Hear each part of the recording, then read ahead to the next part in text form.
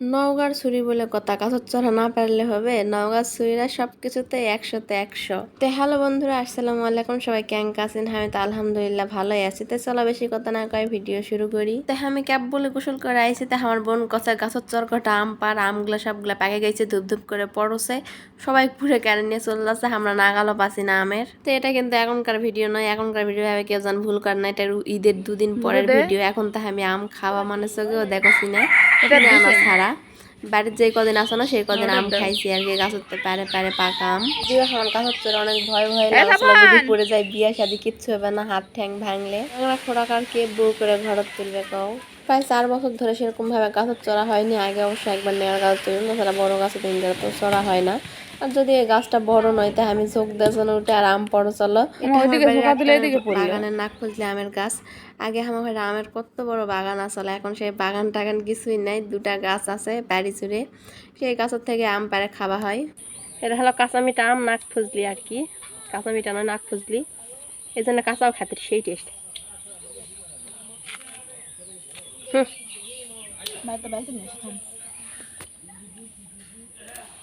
কাঁচা খাতেও সেই টেস্ট। গাছের চড়ে হাফসে গেছি, বহুদিন পর গাছের চড়েছি, তো মেলা দিন গাছ চড়া হয়নি। বকদুর খাগা আমি গায়ের ছুঁড়ে গায়ের বেটে সাদা সেদে, এত রং চং নাই। ছোটবেলা থেকে সেই এই গ্রামতি মানুষ হয়েছে, এই গ্রামত কত স্মৃতি আছে। কিছু স্মৃতি অনেক মধুর, আবার কিছু স্মৃতি আছে অনেক তিক্ততার, কিন্তু বেশিরভাগই কিন্তু ভালোবাসার স্মৃতি। সবসময় আমি আমার এই গাঁওটাকে মিস করি, কিন্তু কি আর কর্ম, মাঝে মধ্যে আবার মানে গ্রামত যাওয়ার পর মনে হয় আর কোনোদিন আসবো না, ইনকার অবস্থা। আমি কিন্তু গ্রামের মধ্যে 1 নম্বর খচ্চর ছড়ি, তারপরে অনেকেই ভালোবাসে, যাই হোক এটাই অনেক ভালো লাগে। তো আমি আর আমার বোন আম পারছি, আর এদিকে চোলগুলো দেখো আম কুড়া বাইছে। এলা কিন্তু আমার প্রতিবেশী মানে ভাবির চোল আর আন্টির চোল, ইনকারা প্রতিবেশী সম্পর্কে, এরা দৌড়ে দৌড়ে আম কুড়াছে। সাফান আইছে তাই সাফানের সাথে খেলবে চলে আইছে সবাই। যতবার সাফান আমরা যাই সবাই চলে আসে, খেলবে, দেখা করবে, গল্প করবে, এই তো। আর আমার সমবয়সী কেউ নাই, সবার বিয়ে হয়ে গেছে, আমার সাথে ঘোরার মতো কেউ নাই। তোমরা আবার অনেকে এই ভিডিওটা দেখে কবেন এত বড় ছুটি গাছের চড়েছে মর্দঙ্গে হ্যান ত্যান। আমার গ্রামের কাছে এটা কোনো বিষয় নয়, কিন্তু আমার না ভয় লাগছিল বিয়ে শাদী যদি না হয় কি আর করবো। তা উঠিছে সাহস নিয়ে, অনেক দিন থেকে উঠে নিতে কি হয়েছে, শরীরে না ভারী হয়েছে। আসলে ঢাকা শুতে থাকে, খাওয়া সারাদিন বন্দি থাকি, তো এই জন্য আর কি শরীর ভারী হয়েছে না, গাছত চড়া দরকার আসলে, শক্তিটা না ক্ষয় করা উচিত। আর গাছত এত পরিমাণ বিষ পিঁপড়া কি কম তোমার, আমি তো ভয় আছে না, যদি একটা বিষ পিঁপড়া যদি কামড়ায় তাহলে তো আমি শেষ, কিন্তু আল্লাহর রহমতে একটা বিষ পিঁপড়াও কামড়ায়নি। কুরবানি ঈদের দিনকে ওটা দড়ি টাঙ্গাইছিল, বিষ পিঁপড়ায় ভরে গেছিলো, ওই দিন বিষ দিয়ে যাইছিল, দিয়ে ব্যাগগুলো মারা ফেলা যাইছিল, কিন্তু পরে হয়নি, সবগুলা চলে গেছে। আসলে আমি সেইভাবে গাছত চড়ি না, এলাকার ছোলপলগুলো দিয়ে গাছত চড়ে দেই।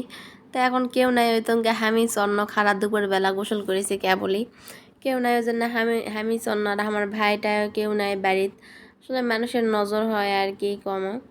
তো গাছ পাকা সব আম, এলা সব গাছ উঠতে পড়ছে পাকা পাকা আম, কাঁচা 1-2টা পড়িছে। আর এলা হলো নাক ফজলি আম। আমের মধ্যে নাক ফজলি আম খেতে কিন্তু অনেক ভালো লাগে, আর স্বাদও অনেক, আর কোনো আঁশ টাশ নাই, দরাও ভালো। এই গাছটা আমার আব্বু আনে লাগাইছিল, সেই গাছটা আছে কিন্তু আব্বু আর নাই। মাঝে মধ্যে মনে হলে খুবই খারাপ লাগে। আমার ঘরে একটা পুরো আমের বাগান আসলো, সেই জায়গাতে আর আমের গাছে সেরকম নাই। যাই হোক, যেগুলো আছে ওগুলা দিয়ে খাই শেষ করা যায় না আর কি, পচে পচে যায়, কিন্তু অনেক প্রকারের আসলে, এখন ওই 1-2 প্রকারেরই আম, তাছাড়া খাওয়া হয় না। আর বাড়িতে তো খাওয়ার মানুষই নাই, ভাই কে খাবে, আমার মাও একলাই, সব মানুষকে দান করে শেষ করে। অবশ্য বাড়িতে গেলে ভাবিরা আমার ঘরের গাছের আমও দেয়, আবার আমরা আমার ঘরের গাছের দেই, কিন্তু এখন তো বাড়িতে খাওয়ার মানুষই নাই। যদিও প্রতিবার ঢাকাত পেটে দেয়, কিন্তু এবার তো একটা আমও পেটে দেয়নি। এলাই আগের ভিডিও, তোমরা আবার অনেকেই ভাববেন যে এখন হয়তো গ্রামের বাড়িতে আসছি, আসলে না, এগুলাই ঈদের পরের ভিডিও। প্রতিবারই আম আমার এটা ঢাকাত পেটে দেয়, কিন্তু এবার পেটে দেয়নি।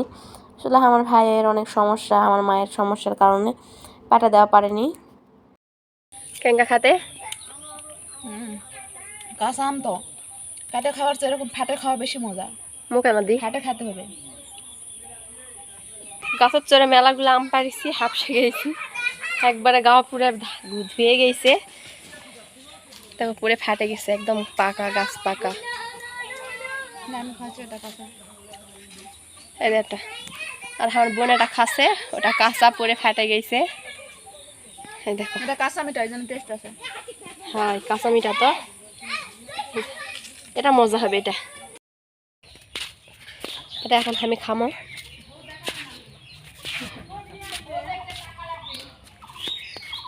খাবার কি সেই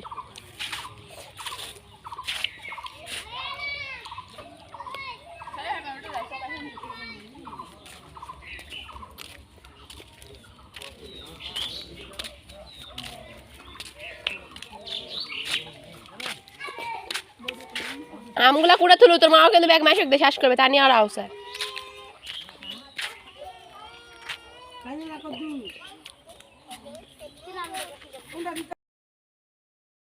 তো এটা আমার পাশের বাড়ি, এটা ভাই আইছে, সেই ভাই আমার বোন আবার আম খাবার দিল। এই ভাইয়াও ঢাকার থাকে আইছে, নতুন বিয়ে করেছে, তাই গল্প করেছে। তাই আজকের ভিডিও এই পর্যন্ত। সবাই ভালো থাকো, আমার জন্য অনেক অনেক দোয়া করবেন।